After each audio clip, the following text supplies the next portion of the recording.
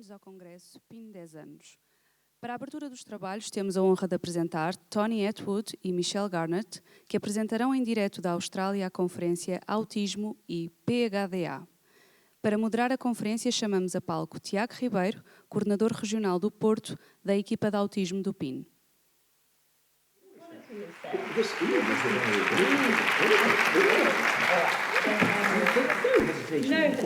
Bom dia. Olá a todos. Bem-vindos ao Congresso de PIN. A abertura oficial será, entretanto, depois desta primeira comunicação. Eu vou passar diretamente a palavra à Sofia Neves, nossa colega que está junto com o Tony Atwood e a Michelle Garnett na Austrália. E, portanto, não sei se eles nos estão a ouvir. Sofia? Sim, estamos a ouvir. Bom dia. Bom dia. Bom dia. Hello, Professor Tony. Dr. Michelle, can you hear us? Yes, we can. Hello. Okay. Thank you for your patience. We are about to start now, okay? Fantastic, thank you. Okay, thank you so much. Sofia, Sim? queres fazer a apresentação do professor Tony e da doutora Michelle? Sim, posso fazer. Ok. Eu vou fazer em português, está bem? Certo. Isto é o que faz sentido. Mas deixe-me dizer quando, não sei quando. Força, estamos a ouvir-vos. Agora mesmo, é o momento. É agora. Então está bem. Então queria dizer-vos que vamos ter nesta primeira apresentação, ela vai focar-se nos desafios específicos das pessoas que têm um diagnóstico duplo de síndrome de Asperger, autismo e perturbação de déficit de atenção e hiperatividade, e vão ser discutidas estratégias que vão poder ajudar em ambos os quadros clínicos, baseadas não só naquilo que dizem os mais recentes dados da investigação, mas na muita experiência clínica do professor Tony Atwood e da doutora Michelle Garnett. Eles são especialistas internacionais em perturbações do espectro do autismo. Para além de manterem a prática clínica, são também autores de muitas publicações, sendo que o primeiro livro do professor Tony Atwood, que se chama Asperger Syndrome, A Guide for Parents and Teachers, um guia para pais e educadores, foi publicado inicialmente em 98 e está traduzido neste momento para 25 línguas diferentes. Eles são ambos psicólogos clínicos e têm-se dedicado também a apresentações, a workshops, a seminários para profissionais, pais e educadores. E assim vou-lhes passar a palavra, e se calhar vou só falar em inglês um bocadinho com eles para eles perceberem. Hi Michelle and Tony, it's your turn now. Oh, thank you. Thank you. Welcome. Michelle is going to start with Thank you. a brief introduction in the way of our topic today. Hello, everyone. It is so lovely to be here and to see your beautiful auditorium. I'd love to see your smiling faces, but it's a long way away. I guess we're all the way in Australia, so it's a long way. But Sophia, thank you so much for the invitation to be able to present today. Tony and I have been looking forward to this very much. Wonderful to share a passion with you and the great topic. We have lots to share with you today. We both have very fond memories of Portugal, of Lisbon, and I just wish we could be there in person. It's such a beautiful place and it'd be lovely to come back. Thank you so much for hosting this, to all of you who have been involved with the clinic. It's wonderful. And we're now going to start our presentation. We have quite a lot of information. We've gathered latest research, ideas from our own clinic. We hope it's going to be useful to all of you, parents, carers, professionals, whichever stream you come from in the professional stream, your discipline, we've prepared it for you. We will take it in turns. So we invite you to just listen and enjoy. We will have time for questions at the end of our presentation. Thank you. Now, the topic is autism and ADHD. But the thing is, they go together. So many of the clients that we see have both. Sometimes the dominance is autism, sometimes it's ADHD. You have to differentiate between the two. So what we're going to focus on is the initial characteristics of both conditions. Now, this is autism spectrum disorders from DSM-5, based in the United States. And criterion A is predominantly social. An autistic individual has difficulty understanding people. Now, that's going to be different from ADHD, but a central component in autism is making friends, reciprocal conversation, reading body language. That's criteria A. B is unusual motor movements. Sometimes they're soothing or communicative. You're liking routines and rituals, which are often indicators of actually being very anxious. There are interests that are phenomenal, and I have learned all about dinosaurs and volcanoes throughout my years of knowing autistic individuals. They have educated me on their topic of interest. But a thing that is unusual for autism, it's not unique to autism, is sensory sensitivity. Now, very briefly, you can have autism pure, which is what I've described, but for 85% of autistic individuals, it's autism plus something else. It's either a language disorder, intellectual disability, specific learning difficulties like dyslexia. There can be ADHD, anxiety, etc., and sometimes medical conditions. So often, when we have an autistic child, we're also looking for other conditions that can be associated with it. We are. And of course, one of them, as we're here to describe to you today, is ADHD. I found it quite interesting actually to go back to the DSM and really look carefully at this, because we're diagnosing this a lot. And it was good to get that refresher. So we're going to take you through the DSM-5 TR criteria, same international definitions that we use. We need 6 or more of the following many on inattention. So children, adolescents will obviously present differently to adults with this, but essentially the same sorts of features, that the person fails to give close attention when it's required. As well, they have difficulty sustaining that attention. Their mind seems to be elsewhere. They often start projects but don't finish them, and they can have many of these projects going at home and at school, but nothing ever gets done. There's a lot of difficulty organising the time and activities. If we think of the frontal lobes as the CEO of the company, organising matters that are important, this is an area of massive struggle for our kids and adults with ADHD. Now, carrying on with this, inattention, avoiding tasks that require sustained efforts. And kids with ADHD can learn a variety of strategies of avoiding certain activities. Often loses things. This is the lament of parents and teachers. When they come home from school, they've forgotten their books, or they don't have the right equipment for what they need. They're easily distracted by external. These are noises, people moving around, but also internal stimuli. In other words, their own imagination is often more interesting than the lesson that they are trying to do. So they're distracted by internal thoughts as well as events going on outside. And also notorious for being very forgetful in daily activities. Yes, lots of inattention, but mainly ADHD is really about that distractibility, isn't it? Distractibility. They can attend, but usually if it's something they're interested in or it's novel. But as we move through the DSM-5 criteria, we also need 6 of hyperactivity and impulsivity. And of course, this range of which ones they meet determines whether it's an inattentive type of ADHD or mixed, hyperactive and impulsive. Often the person, obviously this is in the hyperactivity realm, is fidgety in a squirmy sense. They can't sit still. It's like they're run by a motor. They're just always looking like they're moving. They may, in a classroom or at the dinner table at home, often leave the seat. It's very hard for them to sit still. They are often running and climbing, very active kids. They seem to have lots and lots of energy at times. And this is more common in the child presentation than in the adult presentation. They seem unable to play quietly. They're often making lots of noise and very, very impulsive with the noise. They are. Yes. They're loud kids. Yes, they and are. They're on-the-go kids. They're a handful, as we say in Australia. Okay. Now, they often talk excessively. We can't find the off button, and they just talk and talk and talk, not necessarily realising that this is going to be boring for other people, but they really do like talking. Now, when the teacher asks a question to the class, often they blurt out the answer before the question is finished, and sometimes that answer is wrong because they haven't taken time to really work it out, and then they can be very cross that they'd have waited. And this is one of the major problems in ADHD, is waiting. It's very difficult to wait and fill that gap with something. Now, often interrupts or intrudes on others. Now, this is going to be an effect socially. All that we've described so far aren't really social components. No. However, if you behave like this, it's not going to be easy for you to make friends if you keep interrupting intruding and talking too much. Exactly.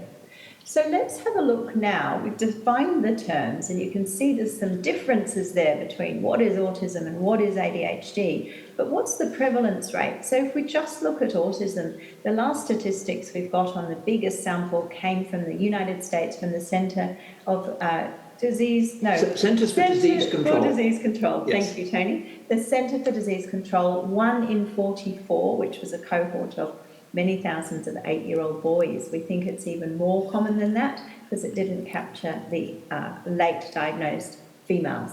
But 1 in 44. ADHD, much more common, 1 in 20 is our latest reliable statistic from the study cited there.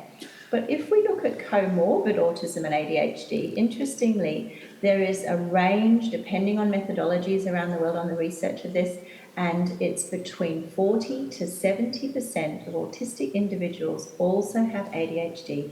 So these two conditions come together very, very commonly. In fact, we would say in our own experience, it's more like 60 to 70%. We see many who meet both diagnostic criteria. If they don't have full picture ADHD, we tend to see that they have fragments, because we know autism is essentially a frontal lobe condition, as is ADHD. So there's a lot of crossover. So we're now going to go through what are the differences, because you'll be interested, some of you diagnostically, in how do I differentiate between autism and ADHD so I know when it's both. So and one of the characteristics that can occur is the sequence. Sometimes what happens is more people know about ADHD. Teachers are very concerned about it. So ADHD may be confirmed, and that's true. Maybe a year or two later, there may be a recognition of autistic features socially and social understanding. But there can be a third component coming on later, and that is high levels of anxiety and anxiety disorder. So we do get some kids that have 3 diagnoses. Now, these are distinctly ADHD. Lack of perseverance. It's like they've got a battery in them that hasn't been fully charged. And when that battery is empty, they can't keep going. There's a difficulty listening to directions and instructions, which infuriate parents and teachers, and also forget things. So when a parent says an instruction, they go to their bedroom and say, what have I got to do? I've forgotten. So often they don't remember spoken instructions in particular. They have great difficulty not answering or inhibiting. They seem to be so enthusiastic and want to answer and do things without careful thought that what they're going to do may not be the wise thing in this situation. If you hold back, think, you're more likely to get the correct answer. Very rapidly shifts attention from one thing to another. Not completing tasks. Now, when you have those with ADHD as adults, then often they and their partner have a house full of incomplete tasks that they were supposed to have completed. Lots of enthusiasm to begin with. It fails, they move on to something else. So a lot of activities aren't completed. Again, schools will find this difficult to cope with. But tend not to notice errors. This is going to be important in distinguishing between autism and ADHD. ADHD kids don't seem to notice what they've done wrong. They think, oh, no, it's okay, it's fine, because they haven't really focused on checking that it's okay. Difficulty with initiation, and when we're dealing with attention, it's starting attention on the activity in hand is very difficult. And as I say, poor working memory, but especially verbal memory. As my dear mother would say for their instructions, it goes in one ear and out the next ear. They have great difficulty remembering that. Remembering it doesn't stick. No. So let's now go through what is distinctively autistic in these executive functions. And one of them we could say, absolutely, it's in the diagnostic criteria, is cognitive rigidity and inflexibility, and how. So if they have an idea in their mind, it's a single track mind, there's only one way to do it, and it's their way, usually. This rigidity around the way things should happen, the plan for the day has to often be their plan, nobody else's plan, and we're not allowed to make changes to the schedule, is all very much an autistic characteristic and part of differently functioning frontal lobes. So it's part of the executive function. Difficulty with transitions and change. Another part of autism distinctively separate to ADHD is difficulty thinking of alternative ideas when they're stuck. So once we get into, I've got a problem, I can't think outside the box at that time, usually because of stress. It's like the creativity, thinking part of the brain is locked and they're just stuck with doing the same thing repetitively over and over again, even if it's not solving the problem. We look at a lot of perseveration. They do things, as I say, repetitively. That single track mind is a distinctive part. They can't seem to shift set very easily. However, of course, there are bright sparks in ASD, and one is that they're particularly good at systems, working out systems and creating new systems. They can be fascinating in their career as adults in how they are able to be creative in getting a company to be very efficient in the way they manage things. They're good at spotting patterns. They know patterns, they love patterns, they look for symmetry. And conversely to what you were saying earlier about ADHD, they're brilliant at spotting the error. I mean, if you want someone who's going to be your brain surgeon or build you a bridge, pick an autistic person. That person will be meticulous in not getting it wrong. But also, if you're being social with your friends and you keep pointing out their mistakes, you're not very popular for doing that.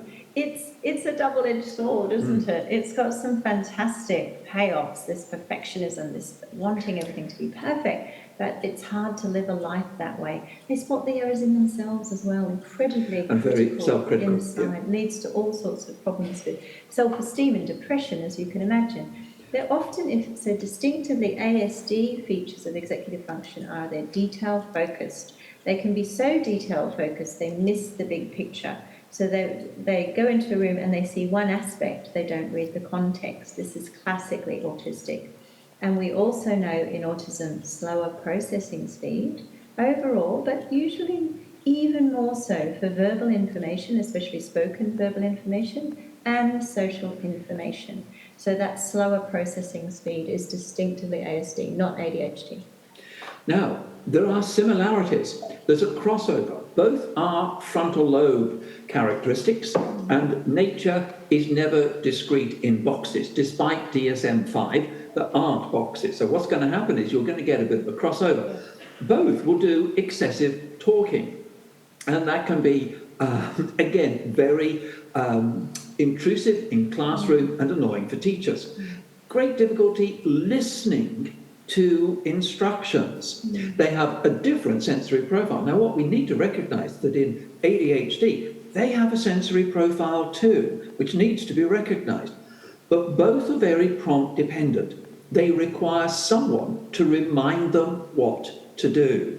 And it needs to be a prompt external to them. They can't tell themselves to do it. There may not be an inner voice to remind them. So a parent, teacher, or friend is going to have to prompt them of what to do. Now, also, attention only when the stimulus is novel, that's also more ADHD, or interesting to them. So, in other words, I'm not doing this to please people, I'm doing it because I'm interested in it. Very self-centered, it's egocentric, it's not necessarily selfish, but very self-centered, and social difficulties, but for different reasons. There are reasons why other kids find ADHD and ASD kids difficult to be friends with. That is very true, but for different reasons, as you say. We're now going to turn our lens away from differential diagnosis into research on autism and ADHD.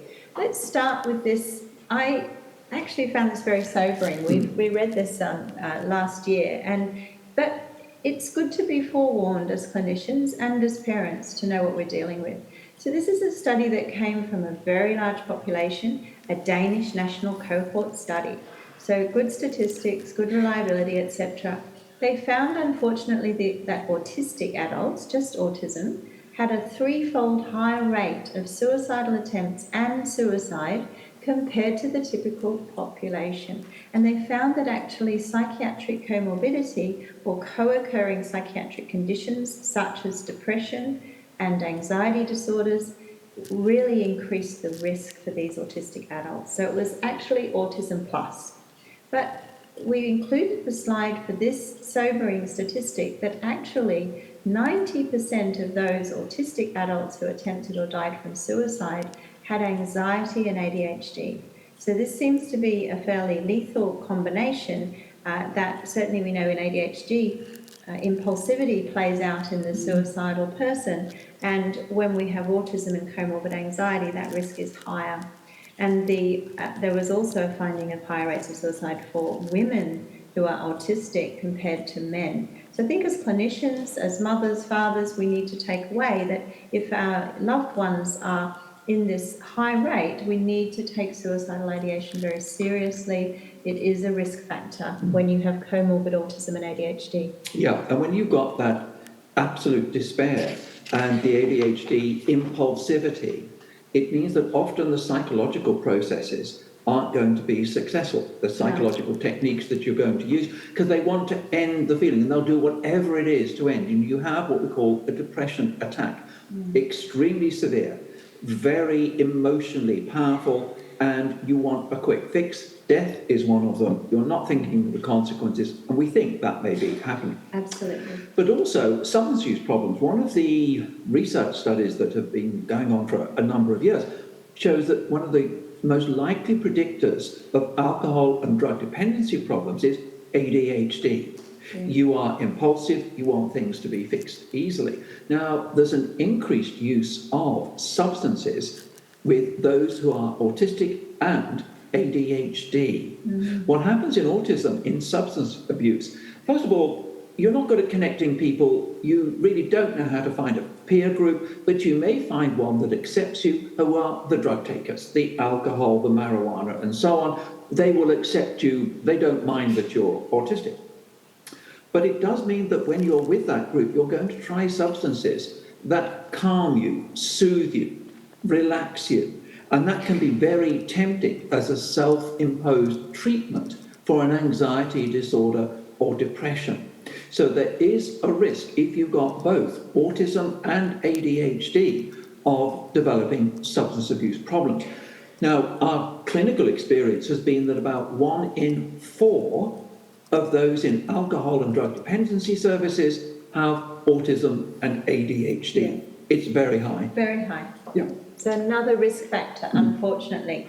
Now, we found this a very fascinating study and wanted to share it with you. Fairly recent study, just 2016, longitudinal, and it was 64 autistic children and adolescents who were actually tracked from their childhood, adolescence into early adulthood. And these were specifically autistic children that had executive function difficulties but didn't have an intellectual impairment.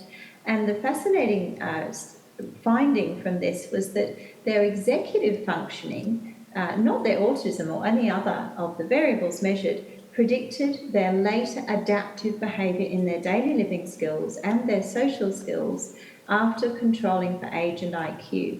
So we found that very fascinating, because if we're looking at executive function in a young person, and perhaps the brain is more malleable, more able to be influenced at that time, maybe if we can do some more work and assist our guys with their executive function at this time, we're actually going to see the benefits in their adaptive behaviour later, which of course is massive when we're looking at wanting independence and a fulfilled life for our autistic kids who also have executive function problems, ADHD. Yeah. So this poorer self-monitoring skills was a particularly fascinating finding for me as well, that it's not just any executive functioning, it was the self-monitoring specifically that predicted the lower adaptive living skills. So being able to track one's own behaviour and therefore be able to modify it on the fly while it's happening, a skill that's actually very, very difficult for most of our autistic and ADHD kids in actual fact, was very significant in predicting these lower adaptive living skills. Interestingly, IQ wasn't a significant predictor of adaptive behaviour, which I found fascinating as well, because as you know, the diagnostic criteria of intellectual impairment requires low IQ and low adaptive behaviour, and that's kind of gone into all professionals' minds as being, oh, it's always going to be that way. No, in autism and in ADHD, it's not. IQ can be quite independent from adaptive behaviour, and executive function seems to be the link. So the recommendation was, from this particular study, explicitly targeting self-monitoring skills, which means mass practice of these skills at home and at school may improve adaptive outcomes for our kids. I think one of the problems here is that for autistic individuals, they don't seem to have an inner conversation. As a typical person is going through something, they talk to themselves, they're social, they're conversationalists.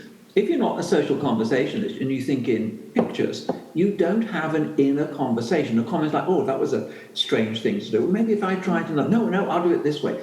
And so what a typical child and adult will do is monitor their own performance and talk to themselves about various options.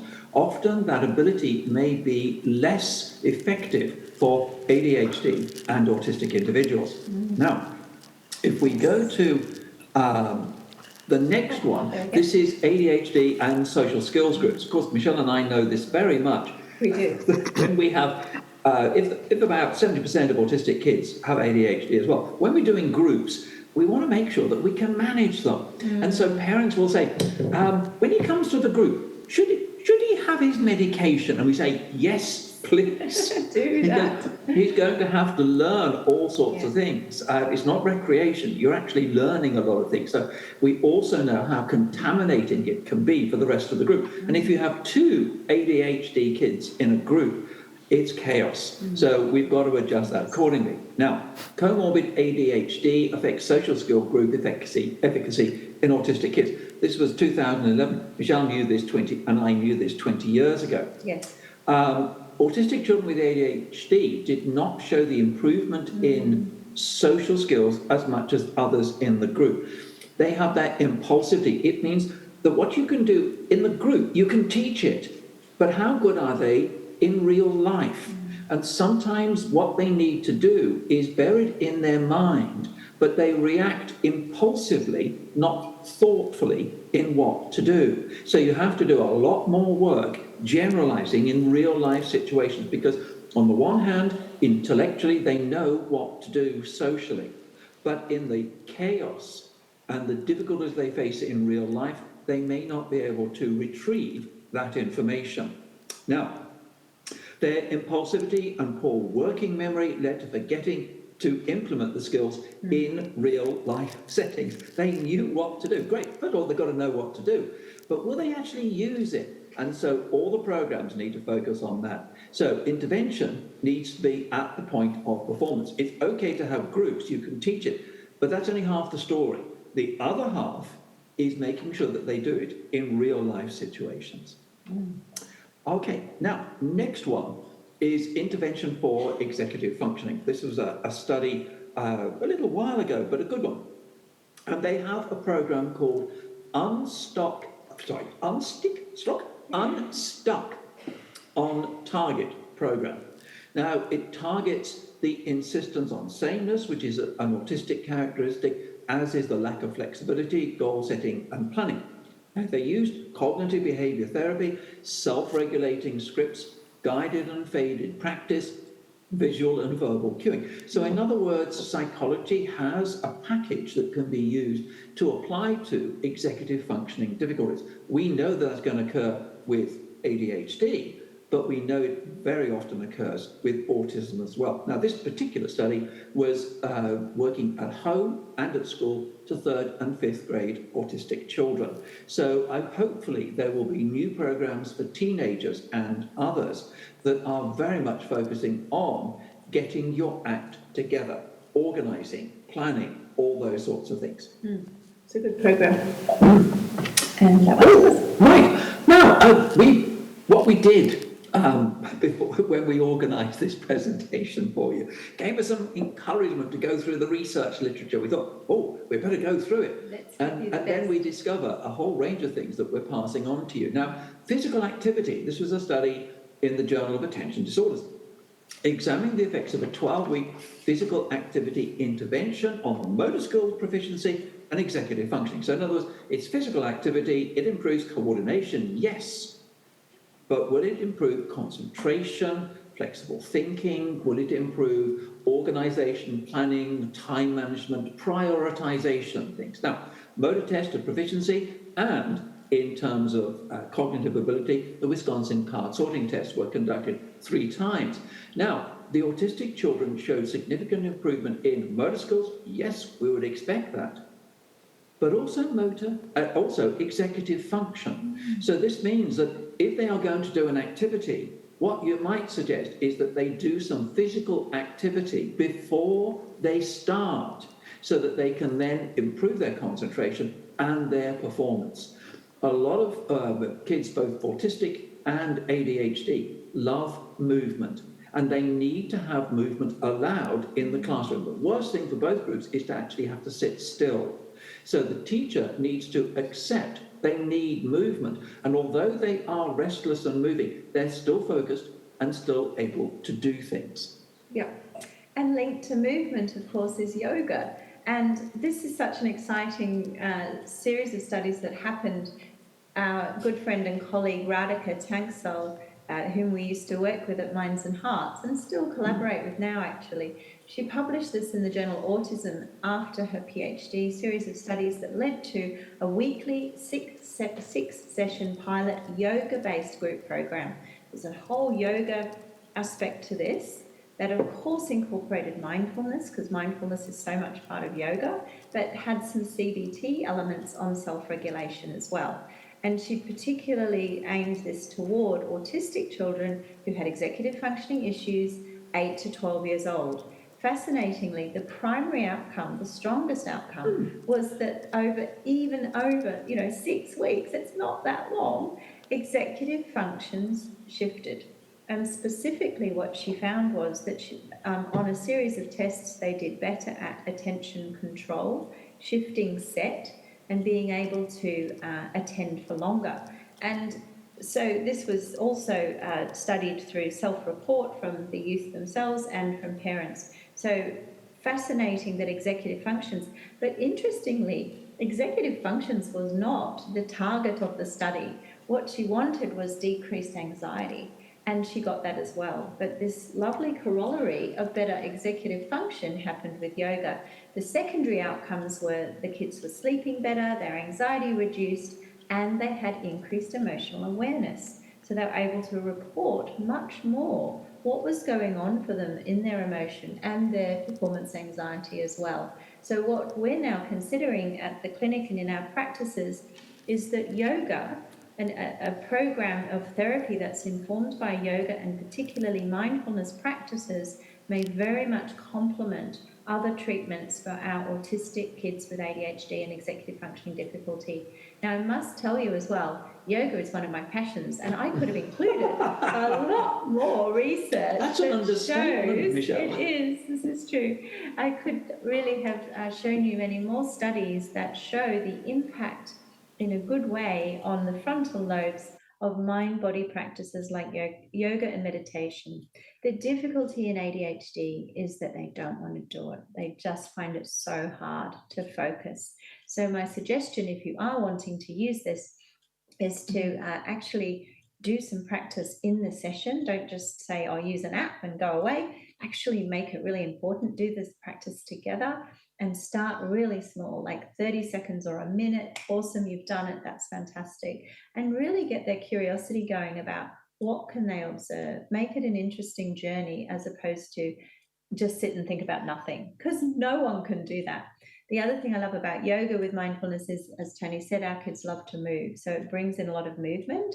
And so when you start doing yoga with autistic kids or kids with ADHD, they actually love it. They say, I didn't know my body could be that comfortable. So I really encourage you to consider embracing these practices, mind-body practices. There's a lot of good research behind that suggestion. There is, yeah. Now, I'm going to, as Tony said, we've got a grab bag of fascinating research that we wanted to share with you to cover all of the different age ranges that you are probably working with. This is now turning to uni students, so an older population, a pretty small study, fairly recently done in Australia and New Zealand with 11 former uni students. And what they found, and we put this in because it resonates with our own practice, that many of our autistic students struggled because of executive function, probably ADHD as well, and they had to actually switch to part-time to manage their executive functioning difficulties, and in some cases poor mental health as well, particularly anxiety and depression. What they found was that they could perform better if they had less, energy, too much energy to manage everything if they're full-time. So part-time seemed to be good. And some of them felt they made poor discipline choices. And we put that finding in as well, because we find that it takes a lot longer for our autistic and ADHD clients to discover who they are, to have a good sense of self-identity, to make wise choices for the future. So they may need to accept that a discipline change through uni career is kind of inevitable as you learn about who you are and how you want to be in the world, what your track is. And an extension of that is many autistic and ADHD individuals have many careers. Yes. It's as though each career has a use-by date, and then suddenly, and now for something completely different. Exactly. This study was conducted in Scandinavia, and actually with one of our dear colleagues, John Biasted, and Tony was involved in this one. The CBT program was particularly for anxiety, but we just wanted to put this in because it relates to having ADHD.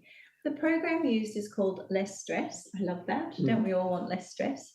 10 autistic participants aged 8 to 12 completed the program. 8 actually got right through. There's 3 months of weekly treatment, so a big investment of time from families, followed by 3 monthly booster sessions. And they use the revised child anxiety and depression scale to determine outcomes.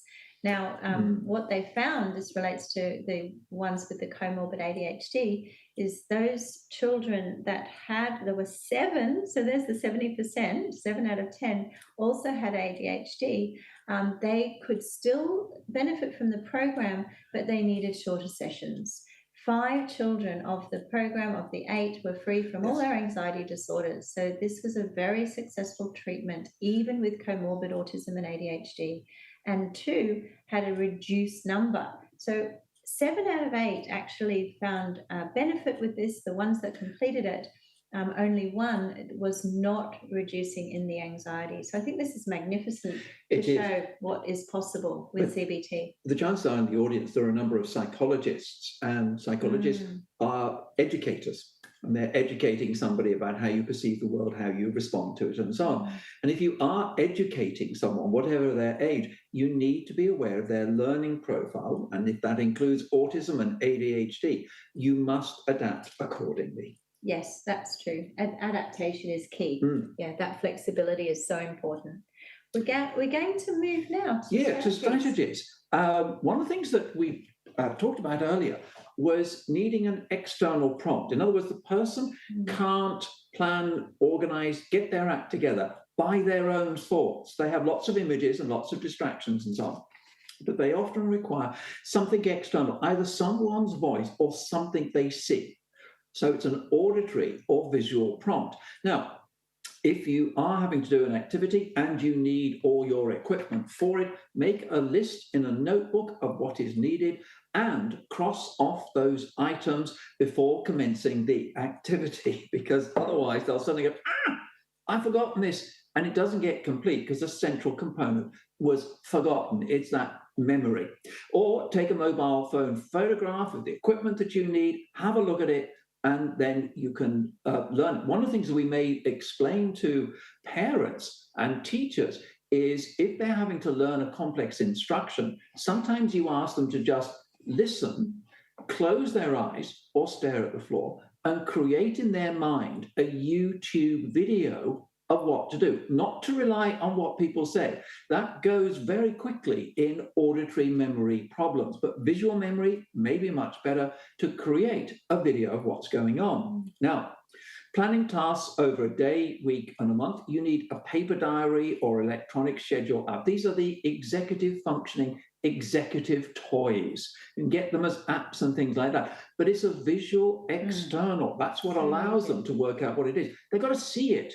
They can't recall it or work it out in their head. They've got it there on their bedroom door, they've got it in the kitchen, on the fridge door, or wherever it is, and estimate especially the amount of time needed for each activity, and a flowchart and color coordinated priorities. In red, must be done, etc. And sometimes they need, if we're talking about executive functioning, a parent who is an executive secretary. And that's what we got on our next slide there is, as Einstein had many autistic characteristics and some ADHD features too. So they're needing someone who helps them get their act together. Now that's fairly straightforward at primary school, but when you get to secondary or high school and university, there's an expectation you can do this yourself. And that's why many universities are now having neurodiversity hubs that will provide that degree of guidance and support. There's a lot of information available for accommodations, and we were very aware of the time constraints of our talk today. And so we've actually just included very few, and that's why we also provided that handout, because we didn't have time to go through each one in the slide, but you would be familiar with the ADHD literature.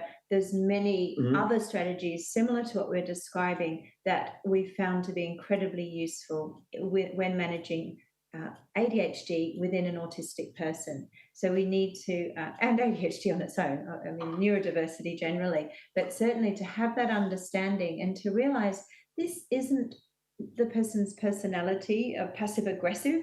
This isn't laziness. This isn't that they're just trying to be annoying. They seriously have a different neurology that prevents them from being able to plan, organize, and get on with whatever needs to be done. And so to recognize that changes attitudes. We found if we can accept that and help the person themselves accept it too, there's less inner criticism going on there, less self-hating of why can't I start this project or why can't I finish anything. They stop the learned helplessness and start to realize, oh, it's not that there's something wrong with me, it's just that I have a different neurology. So we need to have that attitude of acceptance and accommodations to help. It's not easy. At conferences like this, I've had many mothers and fathers ask me, when will they be able to do it for themselves? When can I stop being the executive secretary? And I unfortunately have to tell them that, you know, they often don't grow out of it. They do find ways round, Yes. And there can be accommodations. But often this is a lifelong consideration. And that means that often their partner becomes the new executive secretary as they find someone, fall in love and get married. So you can retire, but it's going to be a long way in the future.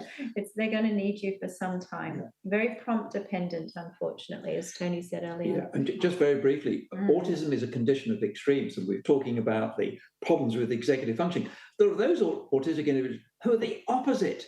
They are very schedule orientated, they have their lists, they have their pedantic approaches to it, and they almost personify executive secretary themselves. So there are some who just seem to have it and it becomes their lifestyle. They're the sort of people who become accountants in a way. And that's more autism pure, isn't it? It's nice to have that difference. They can still be repetitive, perseverative, single track mind, rigid, but they don't have the disorganization, the chaos, the impulsivity. And that leads to underperforming in terms of your intelligence is remarkable, but your achievements at school, university, and so on are below what you know you can do. And that is psychologically very frustrating. Very frustrating, and can lead to depression, learned helplessness, and feeling, well, why try? I have a brain that's broken. I can't do it. Now, we need to also, as we're talking about, but how can we help?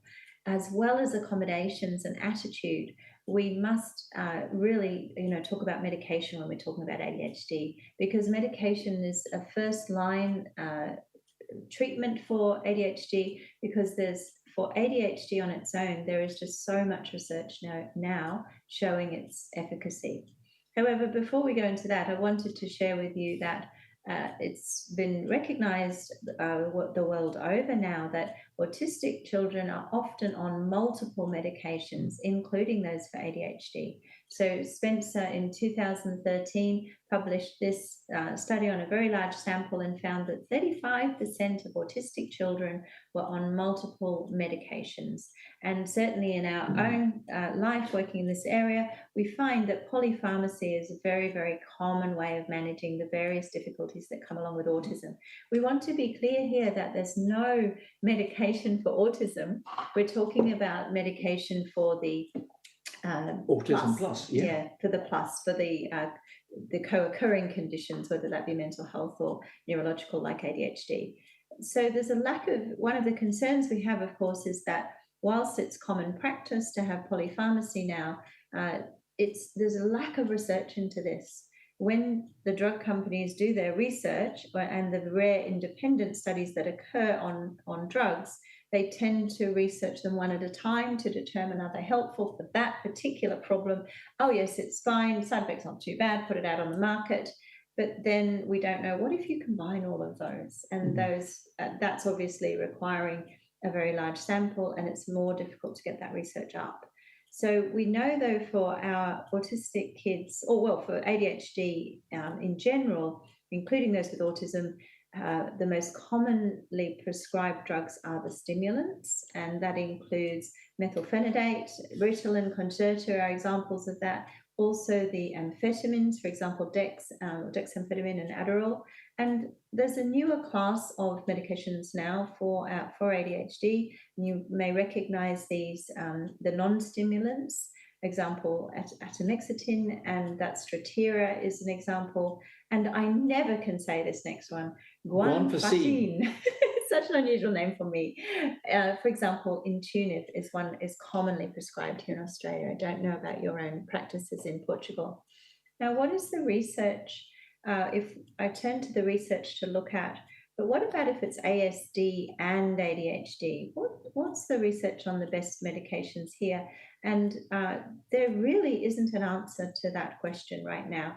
But I did find this fascinating study from, again, Sweden. They're very busy over there doing a lot of research. I love it.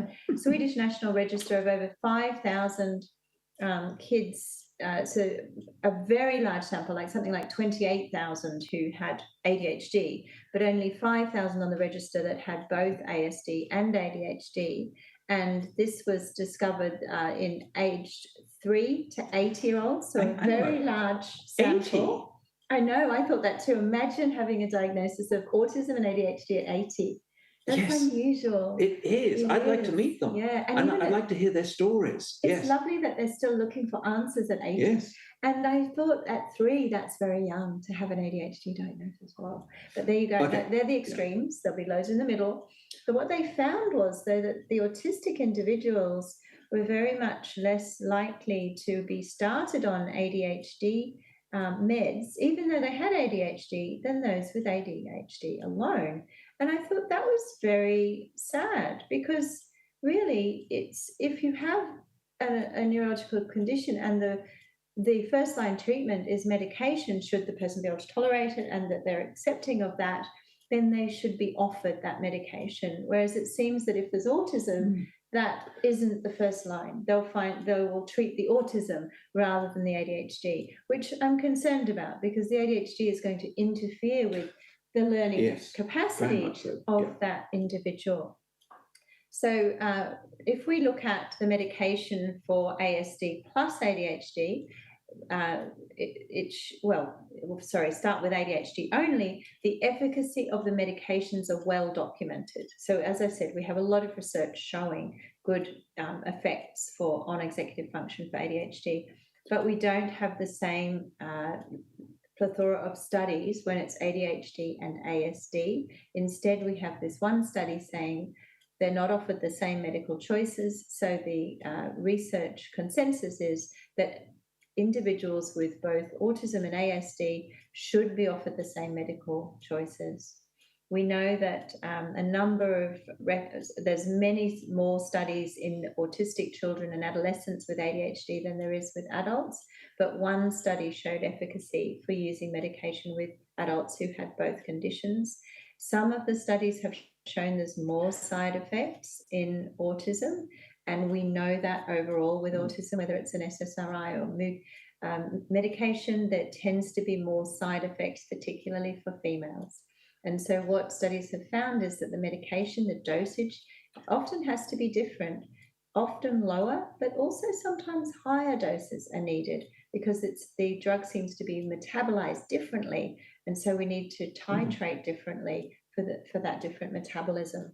Okay. Now, some resources. Now, these are in English. Whether they're going to be translated into Portuguese, we don't know. But I strongly suspect that those who are attending today have an excellence in English that they would find that these are readable. Now, this is a book, Autism and Everyday Executive Functioning by Paula Moraine. It's a recent one. It's a strength-based approach, but it's one of those that can be very useful for parents in particular and children. Now, the next one on the right is for children with ADHD, a self-help manual for parents.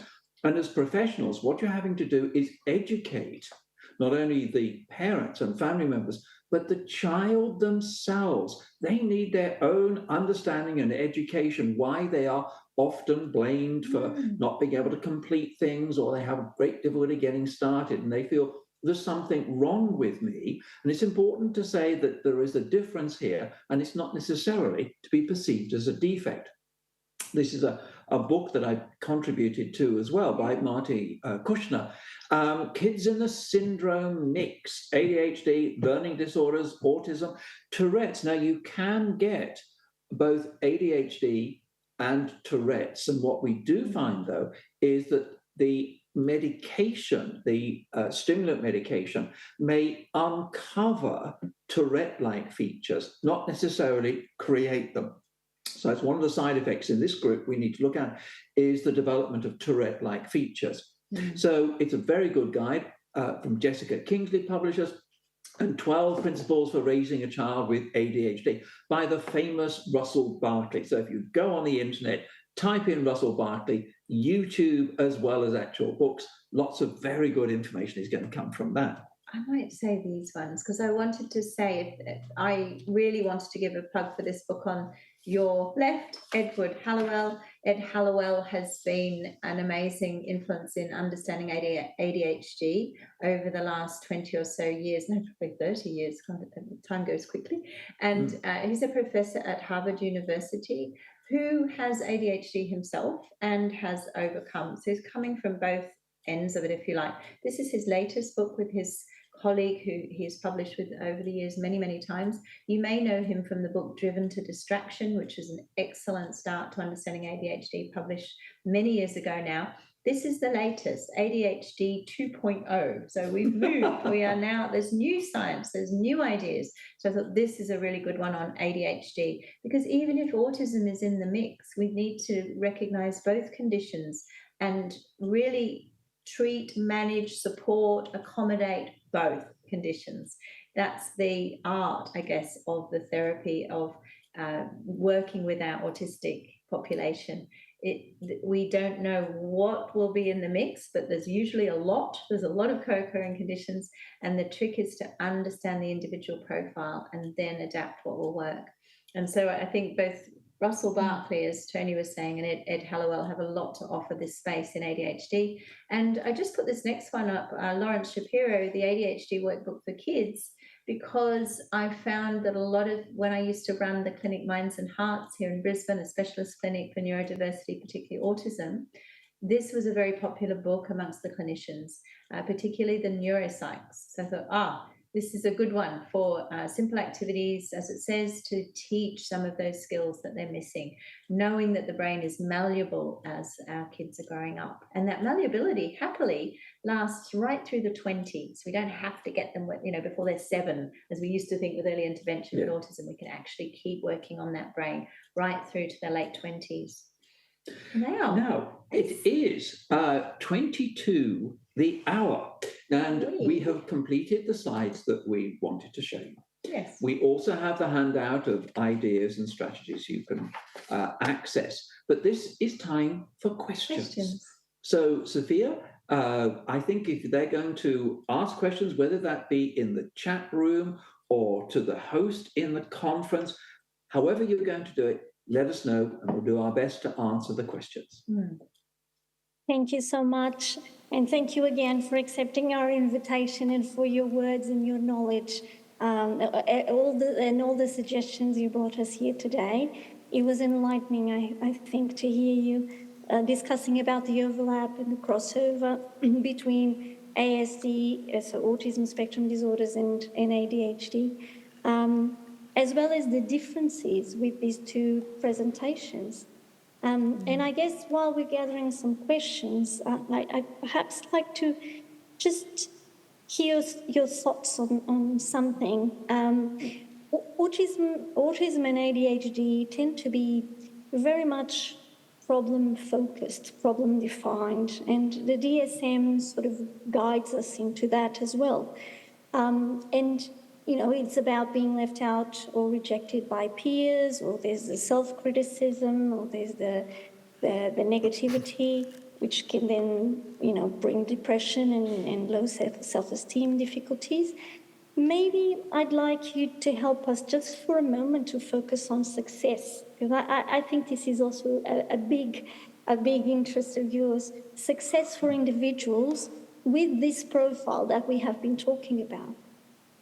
Yeah. I think you can find certain autobiographies will explain the characteristics and so on. So it's choosing an autobiography of someone who shares those same characteristics.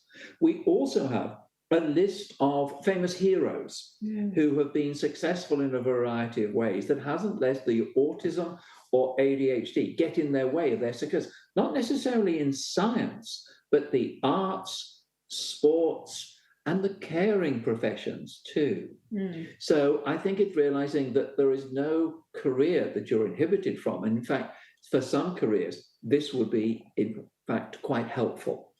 Yes, I wanted to say that. I think, thank you, Sophia, for asking that question, because I think in our desire to present as clinicians and, you know, how to help and strategies and research, we have neglected to talk about the strengths of our kids and adults who are autistic and have ADHD, because the talents are many. You know, there's always a silver lining in autism and in ADHD. And I just want to, for example, with autism specifically, there's usually an amazing passion that drives their energy, and they become an expert on a particular topic, or they have a splinter of genius, even if that isn't what you immediately think as a mathematician or violinist, but as a compassionate person in the helping professions, for example. We've seen many autistic individuals shine in the helping professions because of their compassionate heart and their desire to help people. But with ADHD specifically, some of the talents are obviously their creativity, their likability. They often do attract friends, autistic ADHD kids, because they're fun. They do funny things. They have a great sense of humor, and they're very creative. So they do attract people. Yeah. And so I think this is a lovely aspect of ADHD, that spark, their energy, their sense of humor, and their likability, their charisma, if you like. Yeah, and this is where, if you're getting a job, you need a team. You need the ADHD ones to initiate, have the passion, get it going, but they're not good at finishing it off. No. So they need in their team the finishers, the detail-orientated ones. Not ADHD ones, who have the perseverance. Yeah. So in other words, it's finding people that complement and match and compensate for your characteristics. Yes. Okay, thank you for that. I don't know, and perhaps I need to check if there's any questions in the audience other than the ones that have been sent to me. Se calhar devia falar em português, desculpem. Não sei se há questões aí do público. Sophia. Eu tenho aqui algumas. Diz, Tiago. Sophia, can you hear me? So we have some questions from the audience to Professor Tony and Dr. Michelle. So since we are still on schedule, I'm reading you some of them, okay? So one of the questions is, ADHD seems to be a huge blanket that covers many kids with autism, because socially this diagnosis has less stigma. Do you agree with that? Do you agree with that idea? Can I answer that first? Thank you. It's a really good observation. And of course, there may be cultural difference. So I'm not sure of common practices in Portugal. But certainly in Australia, as you describe, ADHD has less stigma than autism.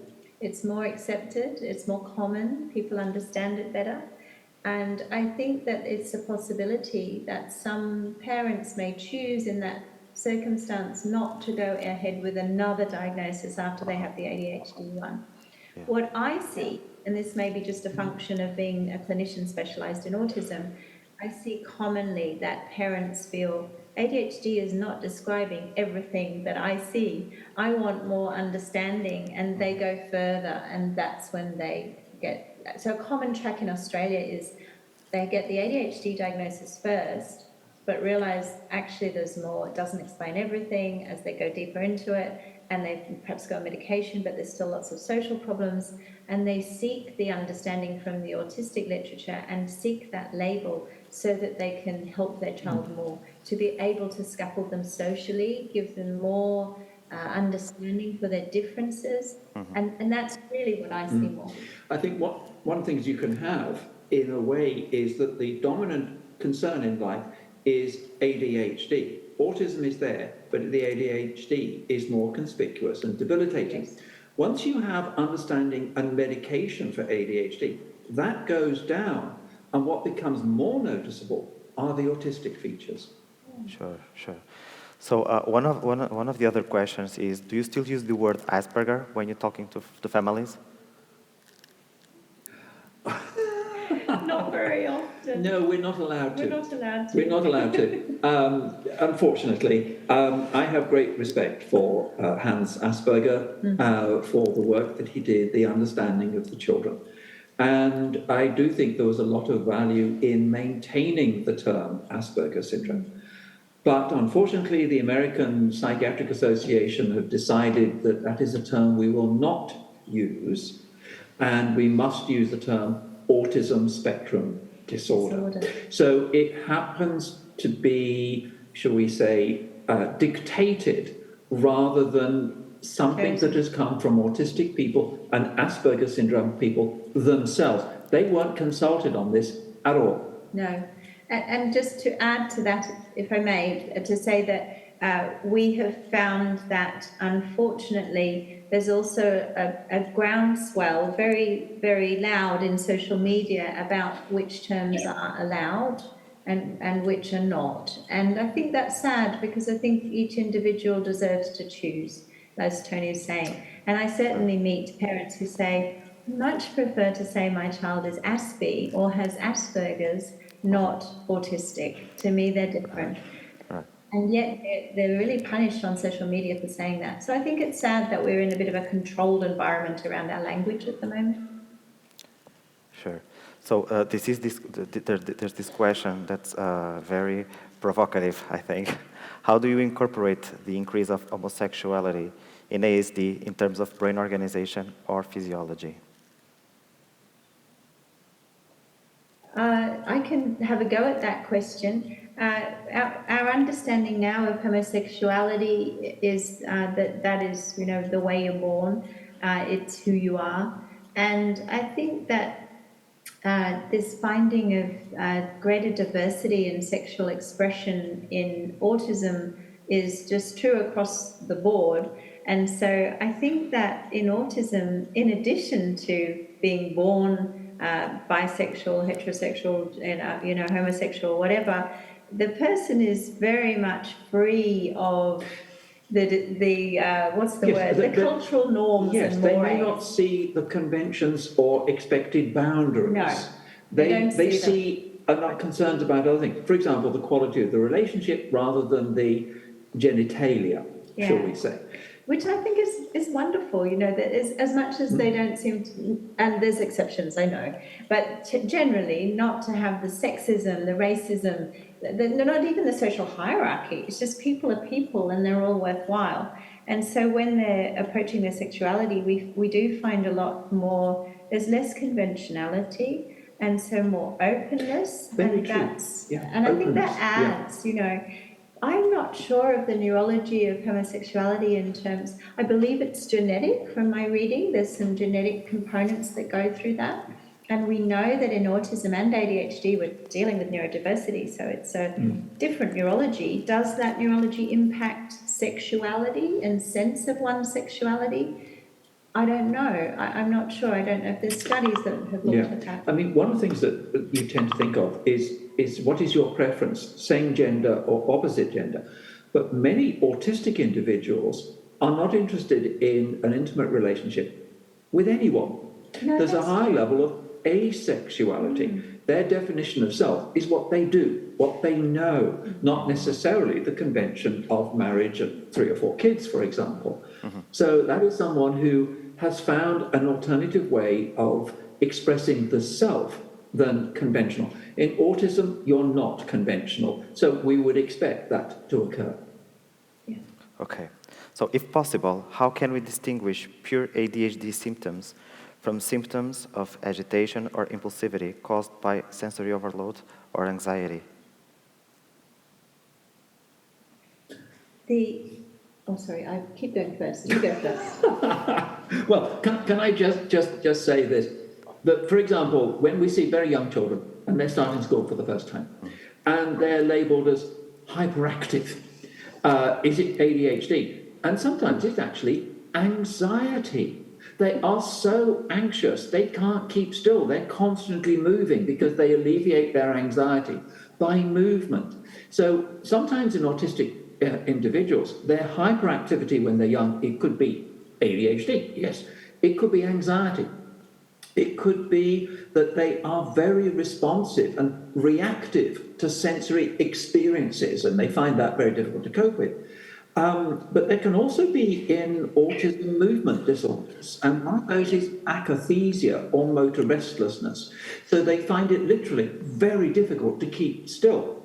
But that's a movement disturbance, not ADHD. So when you've got a young child who is hyperactive, it's not automatically and certainly ADHD. So I agree. And sorry. Sorry. So I would like to ask our audience if someone has some question they would like to make. No. So I have one other. Yes. Hi. Thank you so much for your presentation. We really loved it. I have a very simple question. Do you think that the impact of medication for ADHD, I'm talking methylphenidate and the sorts, is perhaps less effective than in pure ADHD? I would like to hear your experience on that.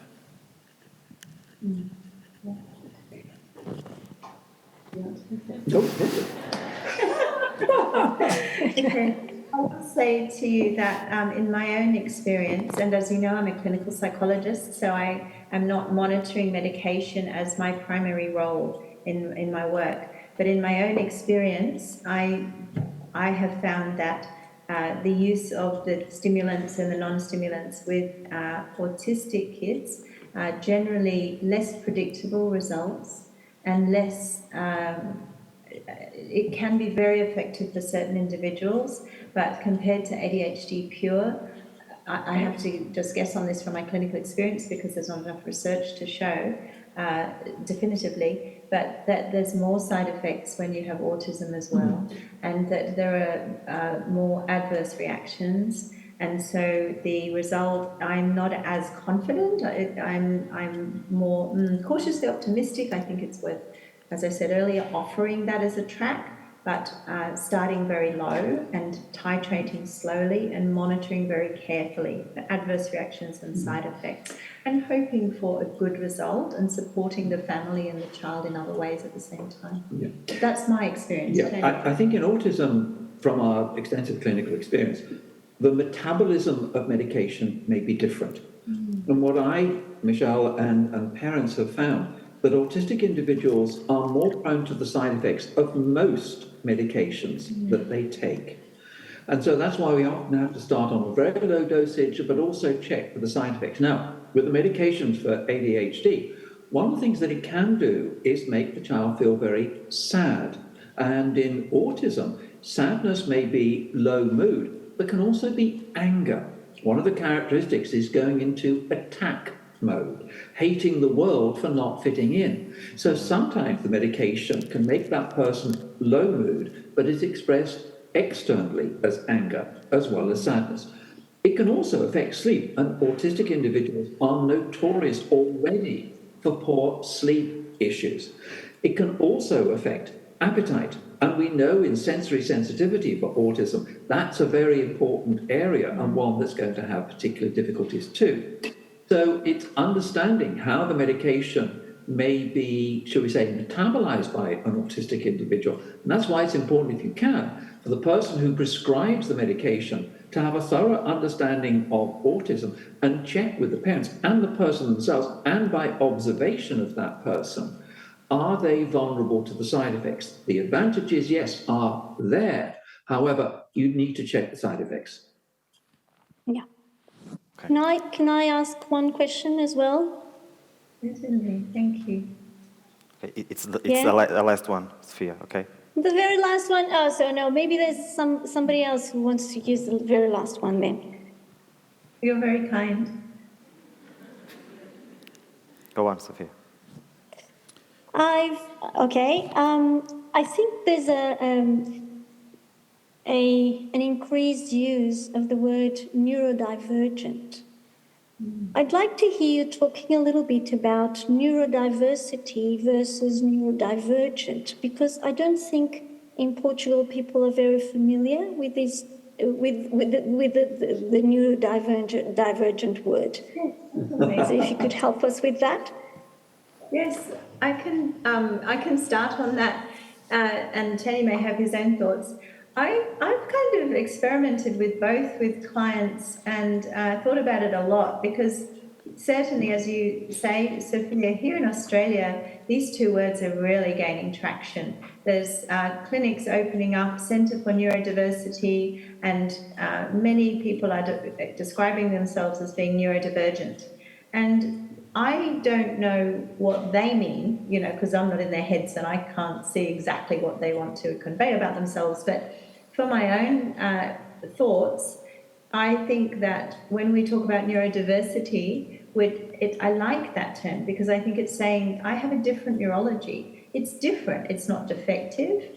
It doesn't mean that I have a mental illness or even a physical illness or even a disorder. It just means I'm different. And there's a lovely acceptance to that.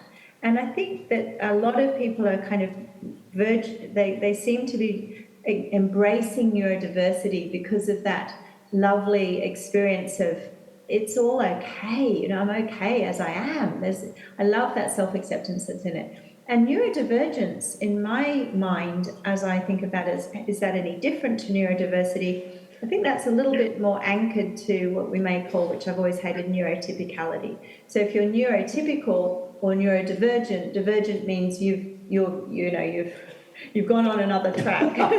You're away from typical. You're atypical. There's something wrong with you. I think neurodivergence has that. It's still anchored to typicality. So I actually personally, in thinking about this and talking about it to clients, prefer neurodiversity and tend to use that more. But neurodivergent is still, in Australia anyway, very much out there and very popular as a... And the reason I don't like neurotypical is because that kind of assumes a lot too, doesn't it? Like, typical, what's that?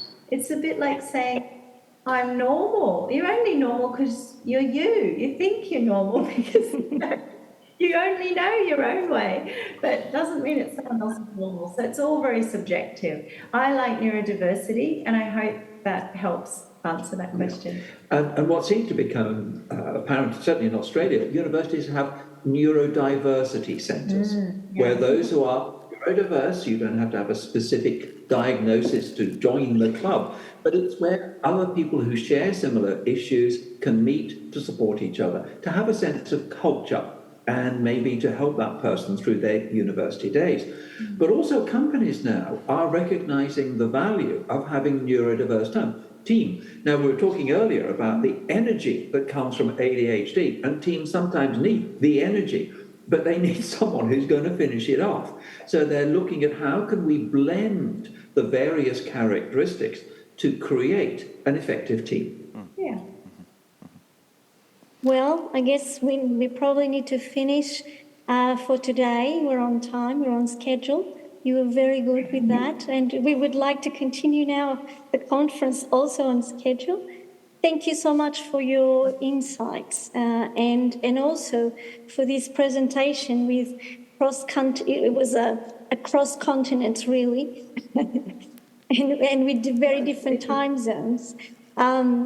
Thank you. So thank you for being with us today. Thank you. Thank you for your time.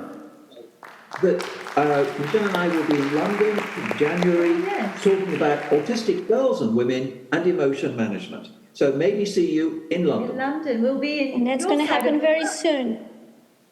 Very soon in January. We're very excited. Yeah. And Great. I want to say as we close, thank you all of you for your attention and coming today. We feel so privileged that you have got up so early, and there's so many of you in the audience. We're very, very honoured with you being here. Thank you. Yes, thank you. It is an honour. It's been a delight to present with you. Thank you for your time.